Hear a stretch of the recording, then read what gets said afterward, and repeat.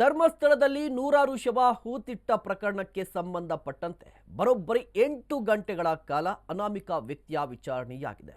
ಮಂಗಳೂರಿನ ಎಸ್ಐಟಿ ಕಚೇರಿಯಲ್ಲಿ ನಡೆದಂತಹ ವಿಚಾರಣೆ ಇದು. ಮಂಗಳೂರು ನಗರದ ಮಲ್ಲಿಕಟ್ಟೆಯಲ್ಲಿರುವಂತಹ ಎಸ್ಐಟಿ ಕಚೇರಿಯಲ್ಲಿ ಅನಾಮಿಕ ವ್ಯಕ್ತಿಯ ವಿಚಾರಣೆ ನಡೆದಿದೆ. ನಿನ್ನೆ ಧರ್ಮಸ್ಥಳದಲ್ಲಿ ನೂರಾರು ಶವಗಳನ್ನು ಹೂತಿಟ್ಟ ಪ್ರಕರಣಕ್ಕೆ ಸಂಬಂಧಪಟ್ಟಂತೆ ಎಸ್ಐಟಿ ಅಧಿಕೃತವಾಗಿ ತನಿಖೆಯನ್ನ ಆರಂಭ ಮಾಡಿದೆ.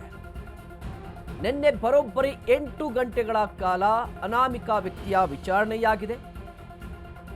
ಮಂಗಳೂರಿನ ಎಸ್ಐಟಿ ಕಚೇರಿಯಲ್ಲಿ ವಿಚಾರಣೆಗೆ ಒಳಪಡಿಸಲಾಗಿತ್ತು.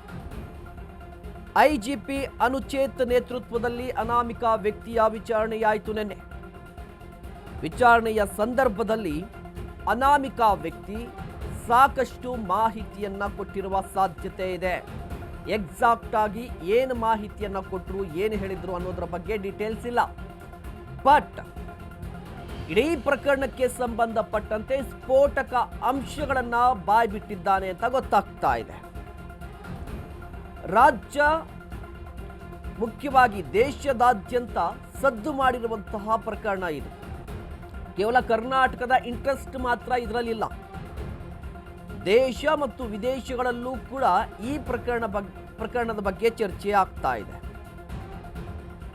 ಏಕಕಾಲದಲ್ಲಿ ಅನ್ನೋದಕ್ಕಿಂತ ಒಂದು ನಿರ್ದಿಷ್ಟವಾದ ಅವಧಿಯಲ್ಲಿ 1995ರಿಂದ 2014ರವರೆಗೆ ಸಾಕಷ್ಟು ಶವಗಳನ್ನು ನಾನು ಹೂತು ಹಾಕಿದ್ದೀನಿ, ಕೆಲವೊಂದನ್ನು ಸುಟ್ಟು ಹಾಕಿದ್ದೀನಿ ಅಂತ ಹೇಳಿ ಅನಾಮಿಕ ವ್ಯಕ್ತಿಯೋರ್ವ ಬಂದು ಕಂಪ್ಲೇಂಟ್ ಅನ್ನ ಮಾಡ್ತಾನೆ. ಆ ಕಂಪ್ಲೇಂಟ್ ಅನ್ನ ಇಟ್ಕೊಂಡು ನಿನ್ನೆ ಎಸ್ಐಟಿ ಅಧಿಕಾರಿಗಳು ವಿಚಾರಣೆ ನಡೆಸಿದ್ರು. ಅಂದ್ರೆ ಆ ಅನಾಮಿಕ ವ್ಯಕ್ತಿ ಕೊಟ್ಟಿರುವಂತ ದೂರೇನಿತ್ತಲ್ವಾ, ಮೊದಲನೇದಾಗಿ ಆ ದೂರನ್ನ ಮುಂದೆ ಇಟ್ಟು ಆ ದೂರಿನಲ್ಲಿ ಉಲ್ಲೇಖಿಸಿರುವಂತಹ ಅಂಶಗಳ ಬಗ್ಗೆ ಪ್ರಶ್ನೆಯನ್ನ ಕೇಳಿದ್ರು. ಹಾಗಾದ್ರೆ ಏನೆಲ್ಲ ಪ್ರಶ್ನೆಗಳನ್ನ ಕೇಳಿದ್ರು? ಮೊದಲನೇದಾಗಿ ಶವಗಳನ್ನು ಹೂತಿಟ್ಟಿದ್ದರ ಬಗ್ಗೆ ಈ ಹಿಂದೆ ಯಾರಿಗಾದರೂ ತಿಳಿಸಿದ್ರಾ ಅಂತ ಹೇಳಿ, ಜೊತೆಗೆ ಇಷ್ಟು ವರ್ಷಗಳಿಂದ ಯಾಕೆ ಹೊರಗಡೆ ಬರಲಿಲ್ಲ, ಇಷ್ಟು ವರ್ಷಗಳ ಕಾಲ ಸೈಲೆಂಟ್ ಆಗಿದ್ದು ಏಕಾಏಕಿಯಾಗಿ ಈಗ ಯಾಕೆ ಬಂದದ್ದು, ಶವಗಳನ್ನು ಹೂತು ಹಾಕಿದ್ದೀರಾ ಅಂತ ಹೇಳ್ತಾ ಇದ್ದೀರಾ, ಹಾಗಾದರೆ ಎಲ್ಲಿ ಹೂತು ಹಾಕಿದ್ದೀರಾ, ಯಾವ ಪ್ರದೇಶದಲ್ಲಿ, ನಿರ್ದಿಷ್ಟ ಪ್ರದೇಶನ ಅಥವಾ ರ್ಯಾಂಡಮ್ ಆಗಿ ಹೂತು ಹಾಕಿರುವಂಥದ್ದ, ಮೃತದೇಹಗಳನ್ನು ನೋಡಿದಾಗ ಆ ಮೃತದೇಹಗಳು ಯಾವ ಸ್ಥಿತಿಯಲ್ಲಿದ್ವು, ಎಷ್ಟು ವಯಸ್ಸಿನವರ ಶವಗಳು ಆಗಿತ್ತು, ಯಾವ ವರ್ಷದಲ್ಲಿ ಎಷ್ಟೆಷ್ಟು ಶವಗಳನ್ನು ಹೂತು ಹಾಕಿದ್ದೀರಾ, ಹೂತು ಹಾಕಿದ್ರ ಬಗ್ಗೆ ನೀವು ವಿಡಿಯೋ ಏನಾದರೂ ಮಾಡ್ಕೊಂಡಿದ್ರಾ, ಇದ್ರ ಜೊತೆಗೆ ಮೊದಲು ಶವಗಳನ್ನು ನೋಡಿದಂತಹ ಸಂದರ್ಭದಲ್ಲಿ ಹೂತು ಹಾಕಿದ್ದು ಯಾವಾಗ ಅನ್ನೋದ್ರ ಬಗ್ಗೆ ಡೀಟೇಲ್ಸ್ ಇದೆಯಾ?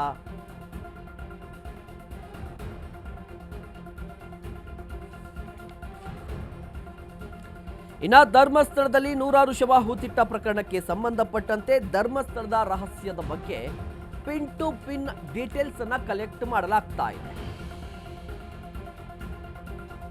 1995ರಿಂದ 2014ರವರೆಗಿನ ರಹಸ್ಯ ಬಿಚ್ಚಿಟ್ಟಿದ್ದಾನಂತೆ ಆ ವ್ಯಕ್ತಿ.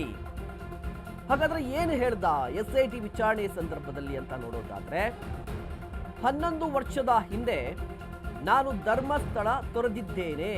ಅಂದರೆ 2014 ಡಿಸೆಂಬರ್ ವೇಳೆಗೆ ನಾನು ಧರ್ಮಸ್ಥಳದಿಂದ ಓಡಿ ಹೋದೆ. ನನಗೆ ನನ್ನ ಕುಟುಂಬ ಉಳಿಸಿಕೊಳ್ಳುವುದು ಮುಖ್ಯವಾಗಿತ್ತು. ನಾನು 11 ವರ್ಷಗಳ ಕಾಲ ಬೇರೆ ರಾಜ್ಯದಲ್ಲಿ ವಾಸವಾಗಿದ್ದೆ. ಆದರೆ ಇತ್ತೀಚೆಗೆ ನನಗೆ ಪಾಪ ಪ್ರಜ್ಞೆ ತುಂಬಾನೇ ಕಾಡ್ತಾ ಇದೆ.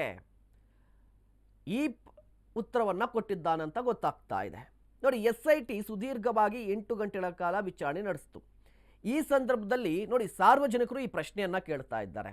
ಎಲ್ಲರೂ ಕೇಳ್ತಾ ಇರುವಂಥ ಪ್ರಶ್ನೆ ಒಂದು ಏನು, ಆ ಸಿಂಪಲ್ ಪ್ರಶ್ನೆ ಅಂತ ಹೇಳಿದ್ರೆ, ಈ ಅನಾಮಿಕ ವ್ಯಕ್ತಿ ಏಕಾಏಕಿ ಯಾಕೆ ಈಗ ಬಂದು ದೂರನ್ನ ಕೊಟ್ಟ ಅಂತ ಹೇಳಿ ಅದಕ್ಕೆ ಉತ್ತರವನ್ನು ಕೂಡ ಕೊಟ್ಟಿದ್ದಾನೆ. ಹಾಗಾದ್ರೆ ಇವತ್ತೇ ಸ್ಥಳ ಮಹಾಜರಿಗೆ ಮುಂದಾಗುತ್ತಾ?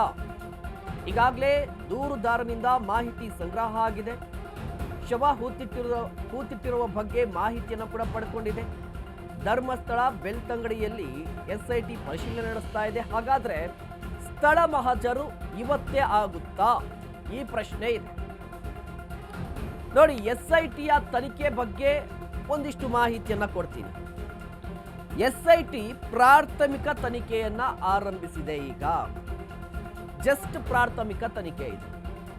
ಅಂದ್ರೆ ದೂರುದಾರ ವ್ಯಕ್ತಿಯ ವಿಚಾರಣೆ ಜೊತೆಗೆ ಆ ವ್ಯಕ್ತಿ ಹೇಳುವಂತಹ ಹೇಳಿಕೆಗಳ ಮೇಲೆ ನೆಕ್ಸ್ಟ್ ಪ್ರೊಸೀಜರ್ ಇರುತ್ತೆ, ಪ್ರಕ್ರಿಯೆ ನೆಕ್ಸ್ಟ್ ಏನು ತನಿಖೆ ನಡೆಸಬೇಕಂತ ಇರುತ್ತೆ.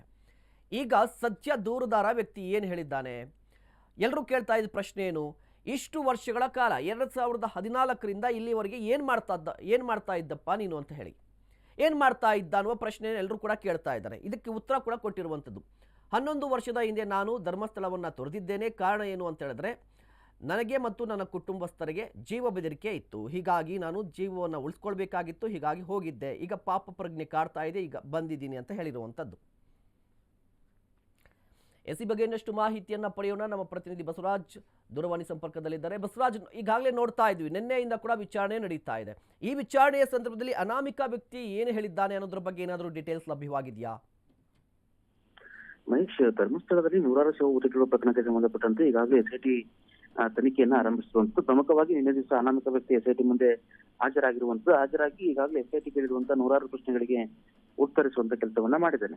ಪ್ರಮುಖವಾಗಿ ಆತ ದೂರಿನಲ್ಲಿ ಉಲ್ಲೇಖಿಸಿರುವ ಹಾಗೆ ಯಾವ ರೀತಿಯಾಗಿ ತಾನು ಕೃತ್ಯವನ್ನ ಎಸಗಿದ್ದ, ಜೊತೆಗೆ ಅವನು ಎಲ್ಲಿಂದ ಹಿಡಿದು ಎಲ್ಲಿಯವರೆಗೂ ಅಂದ್ರೆ 1995ರಲ್ಲಿ ಅವನು ಧರ್ಮಸ್ಥಳದಲ್ಲಿ ಕೆಲಸಕ್ಕೆ ಸೇರ್ಕೊಳ್ತಾನೆ.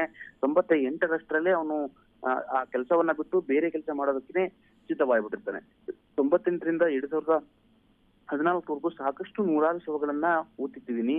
ಅದರಲ್ಲಿ ಪ್ರಮುಖವಾಗಿರುವಂತವರು ಕೆಲವೊಂದು ಜನ ಮಹಿಳೆಯರು ಮತ್ತೆ ಯುವತಿಯರು, ಬಟ್ಟೆಯನ್ನ ಬಿಚ್ಚಿರುವಂತ ಬಟ್ಟೆ ಇರ್ಲಾರಂತ ಮಹಿಳೆಯರ ಶವಗಳು ಸಿಕ್ಕಿದ್ವು. ಅಷ್ಟೇ ಅಲ್ಲದ 2010ರಲ್ಲಿ ನಾನು ಒಂದು 15ರಿಂದ 20 ವರ್ಷದ ಯುವತಿ ಸಿಕ್ಕಿದ್ಲು. ಆಕೆಯ ಮೇಲೆ ಕೂಡ ಯಾವುದೇ ರೀತಿಯಾದ ಬಟ್ಟೆ ಇರಲಿಲ್ಲ, ಪೇಪರ್ಗಳಿಂದ ಆಕೆಯನ್ನ ಸೂಚಿಸಲಾಗಿತ್ತು.